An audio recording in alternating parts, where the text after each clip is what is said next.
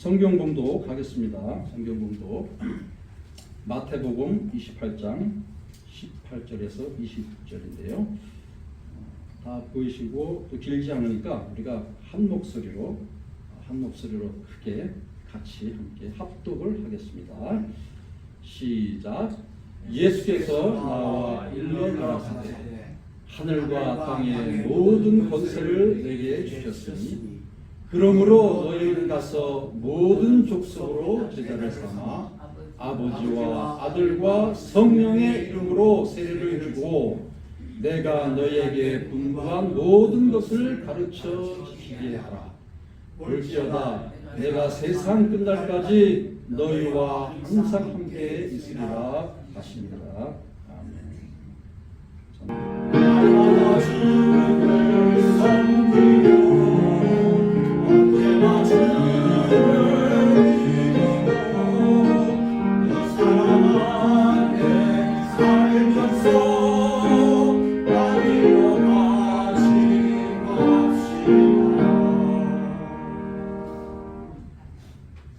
반갑습니다, 여러분.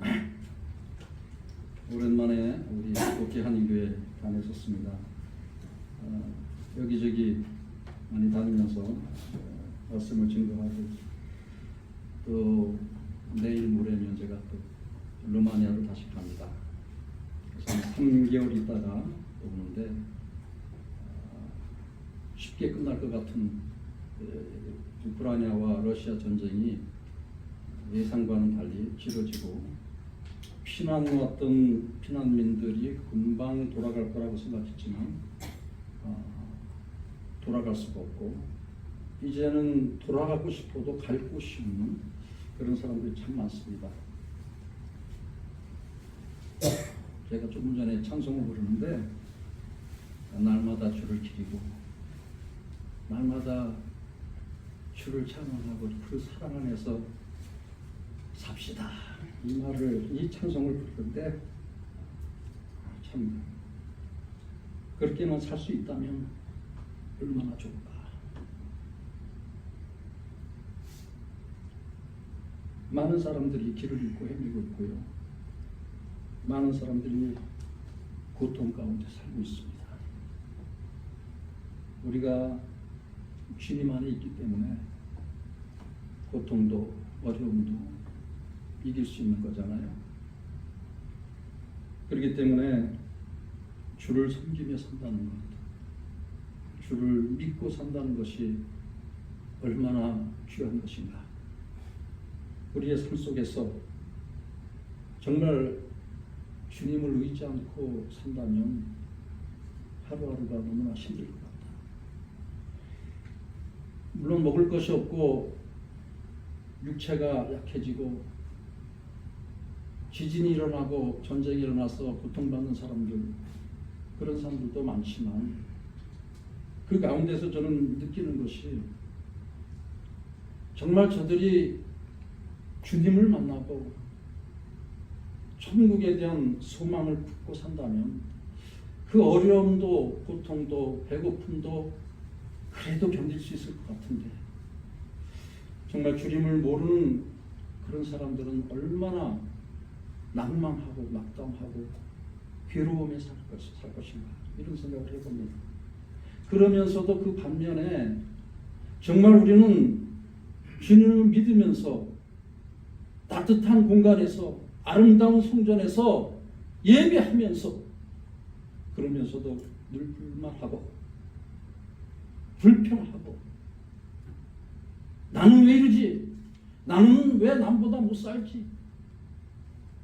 이렇게 살아가는 신앙인들도 있다는 것. 우리는 다시 한번 오늘 주님의 말씀, 이 땅 위에서 하늘로 가기 이전에 이 땅 위에서 제자들에게 최후의 명령을 하신 이 말씀을 한번 기억하면서 앞으로 우리는 어떻게 살 것인가? 무엇을 위해서 살 것인가? 어디에 목적을 두고 살 것인가? 한번 생각해보는 귀한 시간이 되기를 소원합니다. 여러분, 이 말씀을 한번 띄워주시면요, 우리 봉독한 거. 예수님께서 제자들에게 4가지 명령을 했습니다. 가라. 너희는 모든 족속들에게 가서 그 족속들에게 제자를 삼고 세례를 주고 가르쳐서 지키게 하라. 이 4가지 명령을 했는데요. 과연 우리는 이 명령을 얼마만큼 순종하며 살고 있는가?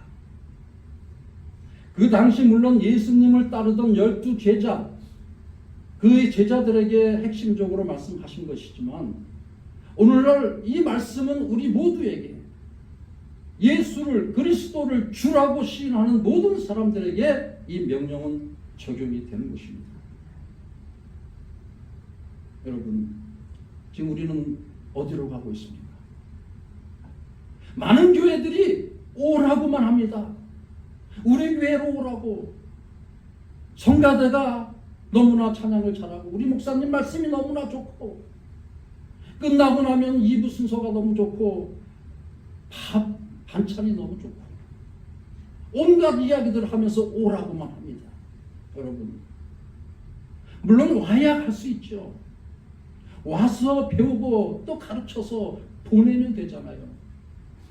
그런데 문제는 오기만 하지 보내질 않는다는 것이잖아요.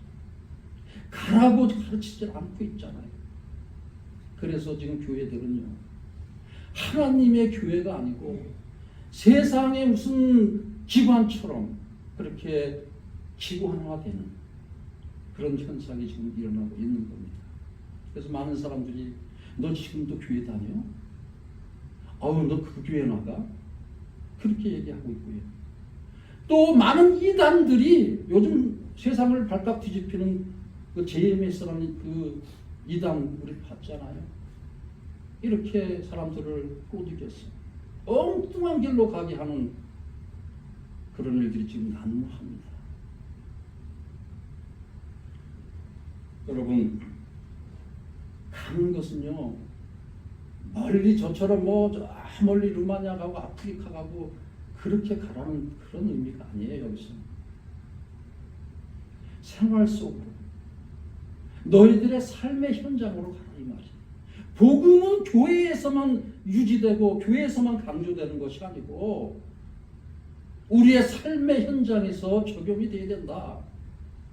그러니까 너희는 가서 그 사람들에게, 너희가 만나지는 사람들에게 예수의 복음을 전해서 그들을 제자 삼고 또 그들이 예수의 말씀을 지킬 수 있도록 가르치라. 이렇게 얘기하고 있는 것입니다. 우리는 먹고 살기에 바빠서, 돈 벌기에 바빠서 세상에 나가서 삶의 현장에 살아도 복음을 얘기하지 않습니다. 아니, 복음을 얘기하기 전에 우리는 복음에 합당한 삶을 사는 그런 훈련을 받아야 됩니다. 그런데 교회에서는 그런 훈련이 별로 없어요. 제자 만드는 훈련이 별로 없어요. 아름다운 행사는 많아요. 사람들은 그 행사에 참여하려고 어느 교회가 더 아름다운 행사를 할 것인가, 그런 교회를 찾아다닙니다. 그러나 중요한 것은 제자를 삼는 일입니다. 제자는 누굽니까? 제자. 예수님을 스승으로 모시는 그런 사람들이 제자잖아요. 그럼 제자가 뭐냐? 제자를 어떻게 삼느냐? 제자의 삶은 무엇이냐? 이런 것들을 우리가 말씀으로 가르쳐야 되잖아요. 말씀으로 가르쳐야 돼요. 이 가르치는 그 내용이 제자로 살게 하는 것인데 그 핵심 가치가 무엇이냐면 영성을 되살리는 것입니다. 우리의 삶 속에 그냥 정신없이 바빠서 먹고 살기에 바쁘고 돈 벌기에 바빠서 우리의 영성이 하나님을 사랑하고 이웃을 사랑하는 그 영성이 떨어진 것을 교회에 와서 회복하고 교회에서 그 영성을 강하게 만들어서 다시 한번 세상을 변화시키는 그런 선교사의 역할을 하는 그것이 바로 제자입니다. 제자. 여러분, 이 영성을 어떻게 회복할 것인가? 이것이 오늘날 우리의 핵심 가치입니다. 아름다운 프로그램이 영성을 회복해 주는 것이 아닙니다. 목사님의 그 아주 좋은 설교로 영성이 회복되는 것이 아닙니다. 여러분, 교리는 종교나 교단의 그 역할, 그 가치, 그리고 그 교단이 좀 더 바르게 나가기 위해서 세워지는 하나의 법칙이에요. 교리는. 그 교리는 신학에서 나왔어요. 신학에서. 그런데 중요한 것은 일반 사람들은 신학보다 교리보다 중요한 게 영성이거든요.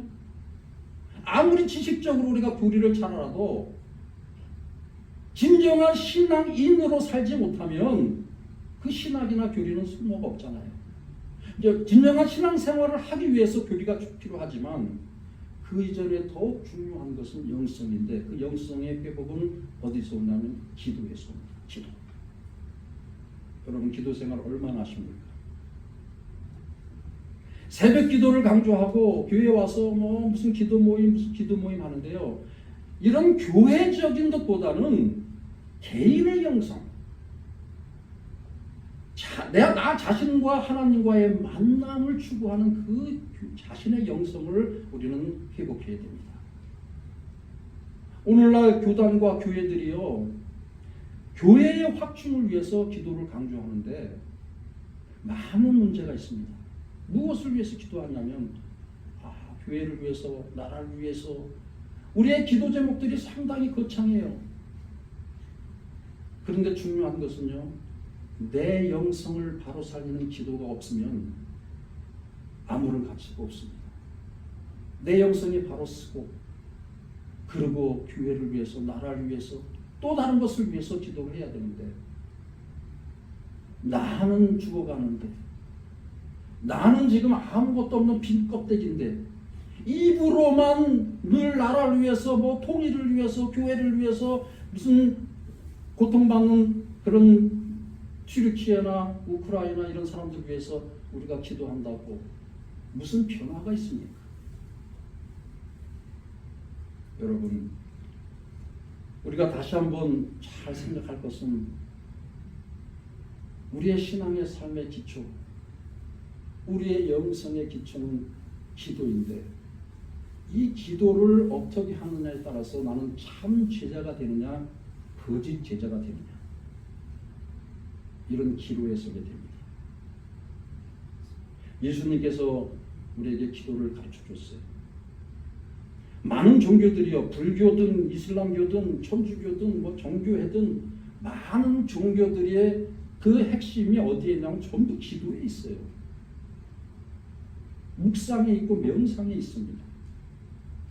그런데 전부 다 자기들의 종교를 위한 것, 또 자기 자신을 위하되 세상의 어떤 영화로운 것, 나의 어떤 삶에 있어서 좀 필요한 것, 이런 것들을 요구하고 그런 것들에 대한 기도가 우리 기도의 주류입니다.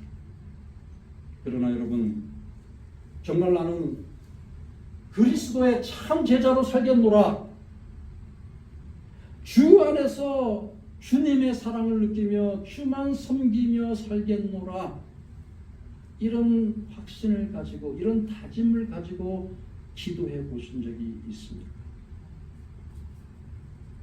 여러분, 이 말씀 속에요, 지금 세상으로 가는데 그냥 가는 게 아니에요. 예수님이 맨 나중에 보시면은 세상 끝날까지 내가 너희와 함께 하겠다, 이 말씀을 꼭 하고 계십니다. 예수님 없이면 아무것도 못한다 이거잖아요. 포도와 그 줄기와 열매에 대한 이야기가 있잖아요. 우리가 그 줄기로부터 떨어져 있으면 아무런 열매를 얻지 못하는 것처럼 우리는 주님과 더불어 주님으로부터 받는 모든 리소스를 가지고 살아야 된다. 그렇게 사는 자가 주자다. 18절에 결론에 이르기 전에 우리를 보내고 우리를 제자 삼기 이전에 하신 말씀이 굉장히 중요한데, 하늘과 땅의 모든 권세를 내게 주셨다. 하나님께서 우리 예수님을 이 땅에 보내실 때에 하늘과 땅의 모든 권세를 주셨는데, 이 권세를 지금 누구한테 주겠다는 겁니까? 제자에게 주겠다는 것입니다. 제자에게. 그러므로 오늘날 우리가 정말 예수의 제자라면 이 권능을 누리고 살아야 됩니다. 그런데 이상한 사람들 이거를 얘기하면서 성령을 얘기하면서 권능을 얘기하고 사람 막 쓰러뜨리고 병을 고친다고 난리치고 이런 사람들이 있는데요. 가만히 보면은 굉장한 권능이 있는 것 같은데 내용이 없어요. 이 내용이 뭐예요? 말씀이잖아요. 주께서 하신 말씀을 가르쳐서 지키게 하라고 했습니다. 일회성이 아니에요. 일회성이. 많은 신앙자들이요 굉장히 그 일회성에 현혹이 당합니다. 어느 날 갑자기 무슨 일이 신비한 일이 생기면 와 그것이 뭔가 신비해서 금방 자기의 그 갖고 있는 모든 것들을 흐트러버리는 그런 현상들이 있잖아요. 지킨다는 것은요 유지한다는 것이잖아요. 처음과 나중을 끝까지 보존한다는 것이죠. 하나님의 말씀의 핵심은요 일회성이 아닙니다. 끝까지 보존하는 것. 그러니까 우리가 주를 만나서 정말 신앙인이 되었다면 이 신앙은 변질될 수가 없어요. 왜? 하나님의 말씀이 지키고 있기 때문에, 하나님의 권능의 말씀이 나를 사로잡고 있기 때문에, 내가 정말 이것을 믿는다면 세상에 어떤 고난이 와도 어떤 시련이 와도 어떤 아픔이 와도 나는 지킬 수 있다. 이겨낼 수 있다. 끝까지 나는 참된 신앙자로 이 세상에 살다가 가겠다. 이런 결심을 할 줄 아는 그런 사람들이 진정한 신앙자고 참 제자인 것입니다. 제가 루마니아에서 17년간 선교 훈련원, 목회 연구원 하면서 한 150명 정도의 루마니아 현지인들을 교육시키고 그들을 목회자로 선교사로 만드는 그런 일을 했습니다. 제 스스로에게는 선교 훈련원이니 목회 연구원이 이게 중요한 게 아니고요. 개인 대 개인으로 제자 삼는 일에 집중했어요. 제자 삼는 일. 저는 선교의 핵심은 제자 삼는 일에 있다. 가는 것 무엇을 위해서? 제자를 삼기 위해서. 세례를 주는 것 무엇을 위해서? 제자를 삼기 위해서. 가르쳐서 지키는 게 하는 것 그건 무엇을 위해서? 제자를 삼기 위해서. 여러분 정확하게 이 그리거를 원문을 분석해 보면 그렇게 해석할 수 있어요. 가는 것, 세례 주는 것, 지키는 것은 명령어지만 분사형 명령어고요. 그 다음에 제자를 삼으라 하는 건 동사형 명령어예요. 그러니까 우리의 행동, 실천의 핵심은 제자 삼는 데 있는 것입니다. 교회가 오늘날 교회가 예수의 본능을 잃어가는 것이 무엇 때문인 줄 아세요? 제자 삼는 일에 집중하지 않기 때문에. 사도 바울이 아시아 땅과 또 저 유럽 마케도니아 땅 유럽에 가서 복음을 증거하고 제자들을 세웠습니다. 그 제자들로 인해서 유럽이 복음화되고 또 그 복음이 미국으로 건너오고 다시 저 아시아 우리 한국 땅에 가고 지금 전 세계에 복음이 흘러갔는데, 여러분 오늘날 우리가 정말 간과해서는 안 되는 것이 이 복음이 앞으로 어떻게 진척될 것인가? 그냥 썩어져 갈 것이냐? 지금 세상이 과학이 너무나 발달해서 이제는 복음, 뭐 교회 이런 얘기하면은 별로 관심을 쓰지 않습니다. 뭐 챗 GPT나 뭐 AI나 뭐 요새 뭐 메타버스나 막 이상한 얘기들 막 하면서요. 앞으로 다가올 시대 거기에 관심이 집중되어 있고요. 뭐 이제 돈 문제도 이제 현찰도 쓰지도 않잖아요. 전부 카드 아니면 이제 은행에서 뭐 벤모나 뭐 젤인가 이런 것만 하면 그냥 툭툭툭 모든 것이 다 트랜스퍼 되는 이런 세상이잖아요. 자, 이런 세상에서 우리는 무엇을 핵심 가치로 삼고 살아야 됩니다. 내가 정말 진정한 신앙인이면, 내가 정말 그리스도의 제자라고 생각한다면 우리는 복음을 지켜내야 됩니다. 복음적인 삶을 살아내야 됩니다. 세상을 등한시하라는 것이 아닙니다. 세상을 무시하라는 것이 아닙니다. 우리는 세상의 현장 속에 들어가서 그들과 함께 살되 그들에게 복음의 빛을 발할 수 있는 그런 삶을 살아내야 된다는 것입니다. 그런데 교회에 오면 그냥 신앙인처럼 그냥 그렇게 아름다운 얘기하며 성경 얘기하며 살고, 밖에 나가면 세상 속에 가면 또 거기에 동화돼서 살고, 이렇게 살면 우리의 미래는 그렇게 밝지 않습니다. 이제 우리는 결단을 해야 됩니다. 세상이 어떻게 흘러가는지. 이 과학이 너무나 발달해서 이제 로봇과 싸우는 시대가 될지도 모릅니다. 로봇에게 우리가 복음을 전할 겁니다. 그럴 수는 없잖아요. 그러니까 그런 시대가 오기 이전에 이제 우리가 마지막 주자다. 이 시대의 마지막 제자로서 내가 할 일을 하면서 살아야 되겠다. 우리는 이런 생각을 해야 될 줄로 믿습니다. 루마니아의 제자들이요, 참 어떻게 보면 한편으로는 감사한데 어떻게 보면 너무나 가슴이 아파요. 한 153명, 156명 정도 되는데 남아있는 사람들이요, 정말 한 20명도 안 되는 것 같아요. 사역자로 남은 사람들이 전부 다 세상으로 갔습니다. 교회는 다녀요. 그런데 그들의 관심은 복음에 있지 않아요. 제자의 삶에 있지 않아요. 어떻게 하면 교회를 이용해서, 아니면 선교사 외국인이니까 어떻게 하면 자기의 그런 삶의 영달을 위해서 기회를 보는 그런 사람들이 참 많아요. 그러면서 겉으로는 신앙인 것처럼 말하고 행동하지만 내면에는 완전히 자기 이익만, 자기 탐욕에 사로잡혀 사는 그런 사람들이 꽤 많다는 것을 저는 오랜 선교사 생활 속에서 보고 있습니다. 여러분, 선교 현장에 루마니아 사람만 그렇지 않을 거예요. 이곳에도 그럴 수 있습니다. 교회는 열심히 다니는데 과연 그 속마음에는 진정한 복음의 그런 삶이 있을까? 저 사람은 진짜 예수의 제자로 사는 것인가? 그런 사람을 얼마나 우리가 만나볼 수 있습니까? 저는 교회를 많이 순회하기 때문에 교회에 가서 예배를 드리면요, 밀려옵니다. 뭔가가 느껴지는 거예요. 그러면 괜히 어떤 때는 가슴이 아파져요. 막 가슴이 이상하게 막 답답해져. 그런데 어느 교회 가면요, 얼마나 행복하고 얼마나 기쁘고 막 찬양이 막 제 입에서 터져나오는지 몰라요. 왜 그럴까요? 그게 단순한 감정일까요? 저는 그렇게 생각하지 않습니다. 그 교회가 추구하는 목적, 그것이 무엇인가?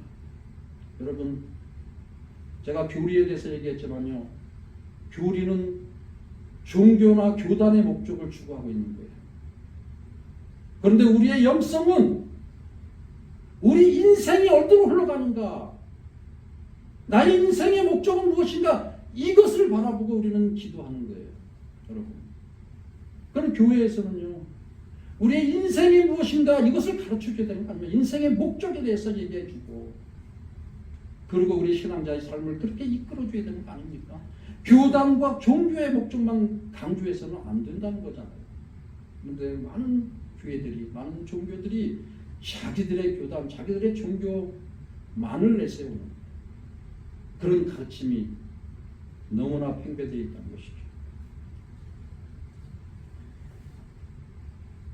교회를 공동체라고 합니다. 교회를 공동체, 교회 공동체, 예배 공동체.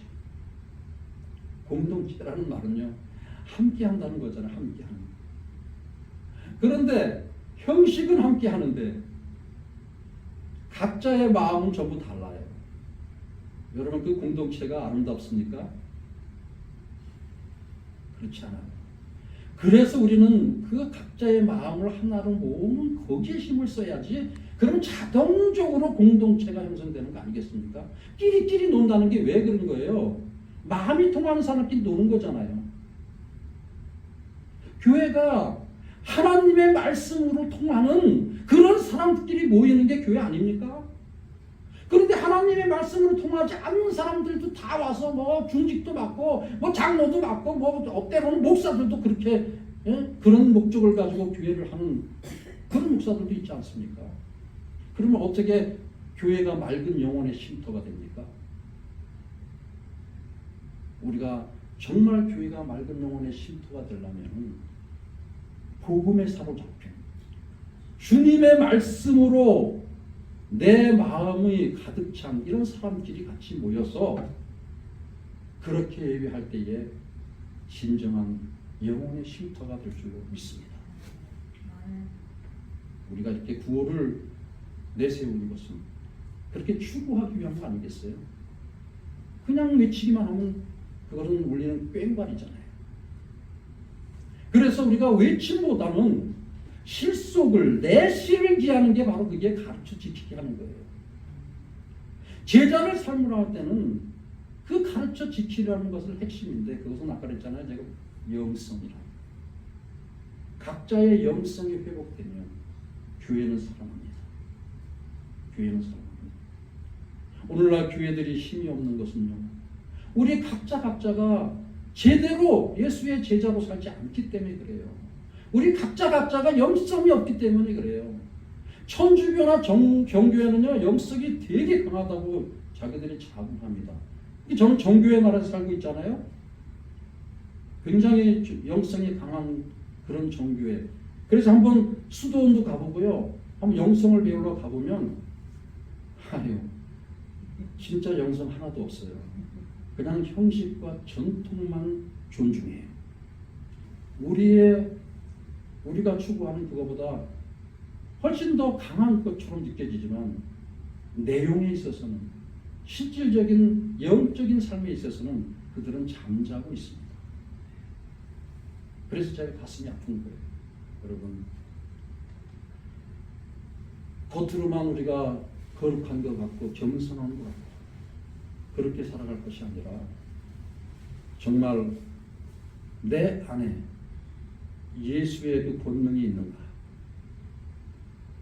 어떠한 어려움과 시련과 고통이 있어도 나는 예수를 배반하지 않고 나는 예수의 제자로 살겠다, 이런 각오가 있는가. 그리고 내가 적어도 참여하는 교회에 그 교회의 지체 중에 누군가가 아프고 괴로우면 나는 함께 가서 우리 주 안에서 같이 사랑을 나누며 삽시다 하는 그런 위로의 마음을 전할 수 있는 그런 자세가 돼 있는가. 그런 것들을 우리가 다시 한번 되돌아보면서 오늘 주님이 마지막 당부하신 이 말씀 꼭 기억하시고 살아가는 아름다운 신앙인이 되기를 축원합니다. 기도하겠습니다. 아버지 하나님, 감사합니다. 우리에게 구원의 통로가 되어주시고 정말 세상의 권력과 돈과 여러 가지로 사람들의 삶을 어지럽힐 때 주께서는 말씀으로 모든 것을 평정하셨고 하늘과 땅의 모든 권세를 따르는 제자들에게 부여하셨습니다. 아버지, 오늘 우리가 사는 이 현실도 주님이 사시던 그때 이상으로 혼잡합니다. 전쟁과 기근과 또 마약과 술 취함과 방탕과 많은 것들이 우리에게 도전으로 다가오고 있습니다. 아버지 하나님, 이 혼탁한 세상에서 우리는 회피하고 돌아서서 내 유익만 챙기는 그런 삶이 아니고 당당히 주의 말씀을 들고 복음의 빛을 전하는 신앙의 용사로 살게 하여 주옵소서. 예수님의 이름으로 기도드리옵나이다.